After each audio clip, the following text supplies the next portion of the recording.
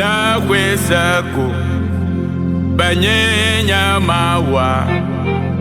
mana bache na doguju anye gbapo uji au vinya na kwesaku banyenya mawa nyamawe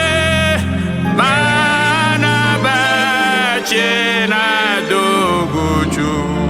anye gbapo mawe na wo mana bache na doguju anye gbapo uji nyaya mamalo mana bache na doguju anye gbapo uji